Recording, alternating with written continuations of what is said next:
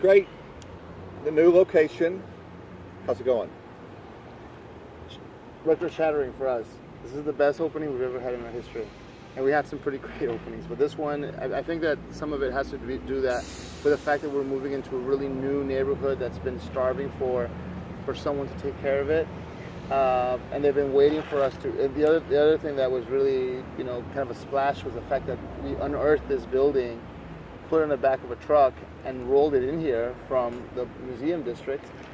So it's, I think that also had a big play in it. So it's a brand that it's a Fort Worth brand that's very well known, and that's very well liked.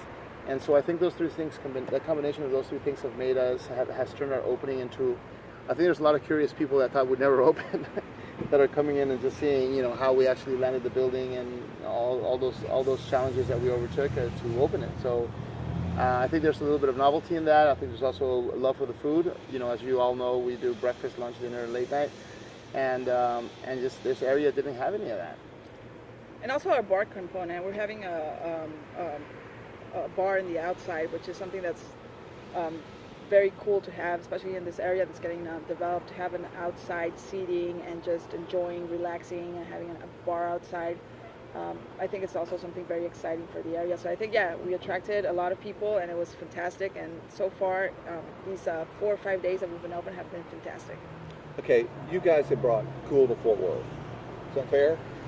I mean, I think we're like we're an item of coolness. I think that other we're not the only ones that have brought cool. I mean, but we acknowledge that we bring a fresh, refreshing. Is that cool? Maybe. What's going up in that tree?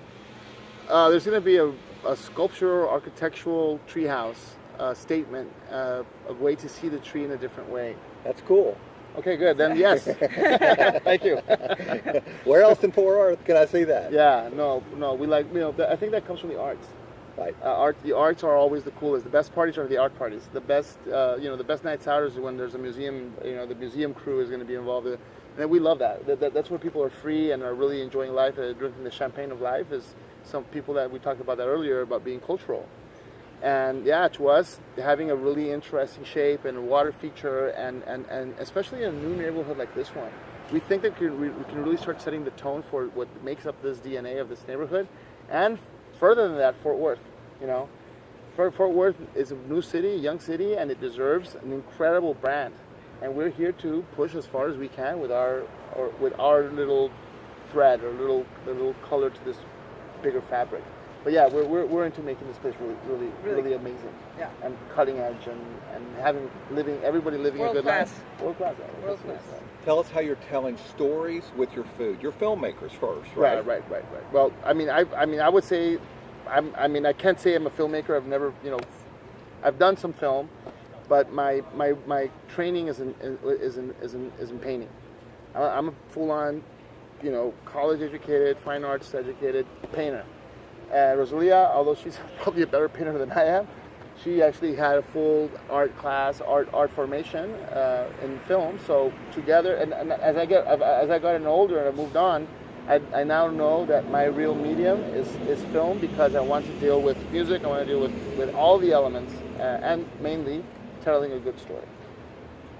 Yeah. So the way that what would you say is, how do we tell stories? Through our food or through our concept? Well, through your social media also. To start off, in terms of food, the story we're telling is this is the classics. We're telling the classic story, which as the taco world started, bubbling up and getting excited, and Koreans started making tacos, which are fantastic, and American fusion tacos, et cetera, we felt that there needed to be the story told of the traditional taco, how tacos got great, and that's what you find in Salsa Limon. You find the hits.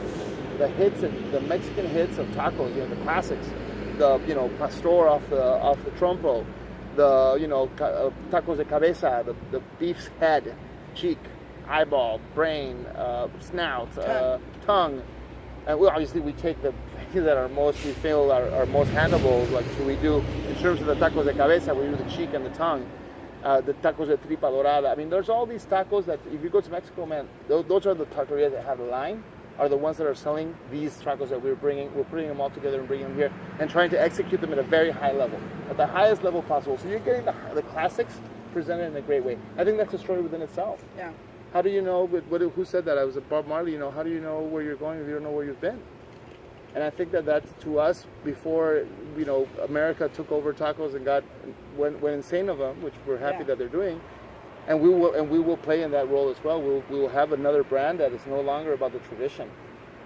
This is the tradition. This is the classics. And now we'll go into respecting the tradition but not being bound by it. With Bruce Lee, we're going to move into then. We'll take maybe even a couple of the locations we already have. Will be morphed into Salsita 2.0, which is going to be now okay. No more gloves, no more tradition. This is what we'll do. We're eating today. That's something in the future, but. At the end of the day, I think that if you talk about the storytelling in terms of how we tell the story about food, we're going to tell you about the old, titans of the taco world, which is what you see in our menu. Late night dining. Fort Worth doesn't have it. You all invented it, right? Well, Fort Worth has Old South. Fort Worth has, I don't know how you see Fort Worth water. has Old South. Yeah. And Fort Worth has Salsa Limon. And now Salsa Limon, yeah. Right. And we do, and look. How late do you open here? Well, right now we're in the soft opening stage. Okay. So we'll be in the stage for a couple months until we have the team built out, so we have our systems laid down. Look, opening a restaurant is not just about opening the restaurant. It's about running the restaurant, and it takes some time to really be able to finish that system. No, so we'll get into late night, maybe after our grand opening, maybe October or something around. So there. right now our I won't do Our it. hours. Our hours. No, but our hours right now for the next few months it will be from 7 a.m. till 9. That's going to be Monday through Thursday, and then Friday and Saturday we're going to be 7 till 11, and then Sunday we're going to be 7 till 9 again. Will you ever jar the jalapeno sauce? Yes. I love it. Your social media philosophy is over the top. Social media is be honest. Have fun and be honest. I mean, we try to not do this very long posts. We like good photography, and we like to, like yesterday, one of the most famous things that's ever happened. The first taco eclipse in history happened. There was a Salsa Limon taco eclipse the eclipse of the sun. The lunar eclipse. Well, now we have the taco eclipse, which will be our next T-shirt. The taco eclipse. But is it honest? Yes, it's honest. It's silly. It's maybe ridiculous It's for playful. some people, but we kind of need that from time to Some time. people think it's stupid. Yeah, it could be considered stupid by some people, but it's definitely fun, and it's what we like to do. We're not being apologetic about it. Okay, you guys are out here picking up trash. I mean, you do it all. And that's the truth. I mean, when you get into business for yourself, and I encourage it for everyone out there that is even considering, go, try, but get ready, and then be ready to back it up. Meaning that you're in charge of the experience ultimately, and that's if you're going to be owning it or running it, your job is to make sure that the person coming to consume your product has an extraordinary experience, that they don't have to, they don't have to be dealing with, watching as they walk over broken glass or over, old trash or cigarette, cigarette box or butt or whatever. No, they should be walking into a place that is fine. Even if it's like us, we're not necessarily an expensive place. We're actually very, very inexpensive, but we're clean, and we're always going to be clean, and we're always going to be.